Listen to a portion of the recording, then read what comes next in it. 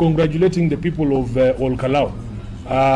The people of Ol Kalou have shown us that it doesn't matter what the regime throws at the people, be it goodies, be it intimidation, be it violence. The people in their supreme power will be the final say in the elections, even in 2027. And the fact that the government has been vanquished quite well in Ol Kalou does not mean that we absolve the IEBC of their dereliction of duty, because we still want to see accountability.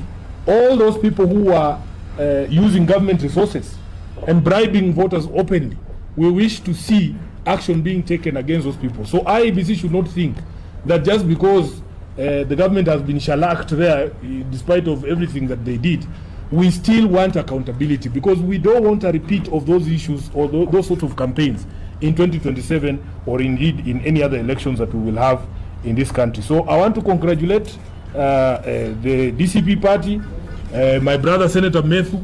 He has done a fantastic job in the campaigns we all followed, and the people of Ol Kalou for resisting all those temptations and coming out to make their voices heard. Congratulations to Sami Kamau, who has been elected the Ol Kalou Member of Parliament, and we hope that the whole country knows and can see now that that is going to be the same case in 2022. So 27.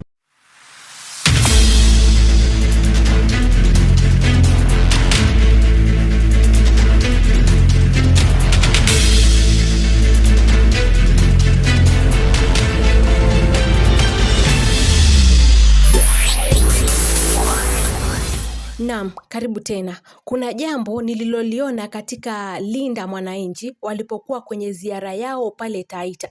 Kiongozi wao Sifuna sasa amebadilisha msimamo wake tangu alipoondolewa katika nafasi ya katibu mkuu wa chama na ile ya naibu kiongozi wa wachache katika seneti. Sasa amekubali ukweli kwamba umefikia wakati wa yeye kufanya mambo sahihi, na jambo sahihi ni ya kusimama imara na kuchukua nafasi yake ya uongozi wa hali ya juu.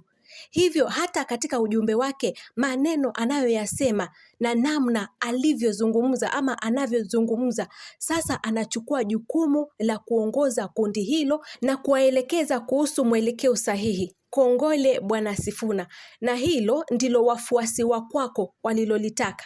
Hakuna tena mambo ya kusema mimi bado ndio katibu mkuu au kuuliza ama kujiuliza mimi ni nani. Hapana. Anza sasa kujiona kama mheshimiwa kiongozi, kama vile jensi walivyokuita HE. Pia kwa upande mwingine, vile vimulimuli vilivyokuwa pale Linda Mwananchi havimo tena. Hakuna kitu kama hicho kwa sasa tunaongea. Hakuna mara orange wala Jubilee. Kuna rangi nyeupe na ya blue peke yake, na hizo ndizo rangi za Linda Mwananchi. Natumai hawatazungumzia vyama vingine vyovyote vya kisiasa katika harakati zao. Watasonga mbele wenyewe mara tu wanapozindua ama watakapozindua kile chama chao, na ndivyo ilivyo kwa sasa. Kwa hivyo kwa mwonekano wao ni kundi la Team Blues. Nakumbuka nyakati za nyuma pale vile walivyokuwa wakija na wasichana waliovalia rangi ya orange ya Jubilee. Sasa inaonekana kwamba wamevuka hatua ile. Pia walithibitisha kuwa hawako tena ndani ya ODM. Chama hicho kimepitwa sasa na wakati, na hilo ndilo wafuasi walilolitaka. Na sasa wanapaswa kujikita katika kujizungumzia wenyewe na mambo ambayo yanayomgusa mwananchi wa kawaida. Umefika wakati ambapo wote wanapaswa kubeba jukumu la kufanya kila linalohitajika ili kuhakikisha Edwin Sifuna anakuwepo kwenye harakati ama zile makaratasi za kupigia kura. Kama kundi la Linda Mwananchi Brigade, mnapaswa kuhakikisha mnaunda vuguvugu ambalo si nyinyi mtakaojiunga na wengine, bali wengine ndio watakaojiunga na nyie. Aidha, wanapaswa kuhakikisha kuwa vuguvugu hilo linaenea nchi nzima, kwa sababu Linda Mwananchi ndilo kundi pekee imara la upinzani linaloweza kutajwa nchini na likasikizwa. Hawakubali tena mawazo kutoka kwa watu wanaotaka kueneza hoja zinazogawanya jamii. Badala yake wanasikiliza tu wale ambao wanaotaka kuwasaidia ama kusaidia lile kundi. Wamejikita kikamilifu na wana imani kubwa. Na kwa mtazamo wangu naona kwamba Linda Mwananchi watakuwa na marafiki wengi sana na watu wengi sana wanaenda kujiunga na lile kundi. Na kwa upande mwingine, Dilma, unajua ni rahisi sana kumwamsha mtu aliyelala, lakini ni vigumu sana kumwamsha mtu anayejifanya kuwa amelala fofofo. Watu wa magharibi, watu wa western wanajifanya kuwa wamelala. Wanakuangalia tu na jicho moja, lakini wakati utafika ambapo watakushughulikia vyema. We panga mambo yako ukishughulikia watu wako, ila ngoja nikukumbushe, Linda Mwananchi anaenda kukushughulikia.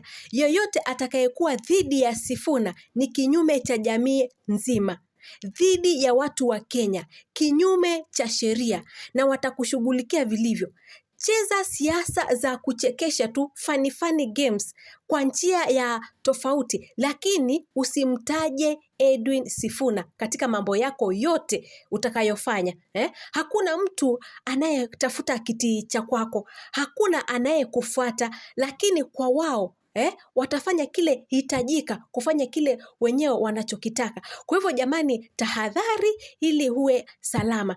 Maana sisi tuko hapa tukitafuta viongozi bora na si bora viongozi. Maoni yako ni yapi? Je, ilikuwa vyema Sifuna kubadilisha ile slogan yake na kuendelea na kampeni zake za kusikiza ground, kusikiza mwananchi anasema nini? Tukutane pale kwa comment section tuweze jadili zaidi husiana na Linda Mwananchi campaigns. Kwa heri ya kuonana, Mama Radi hapa.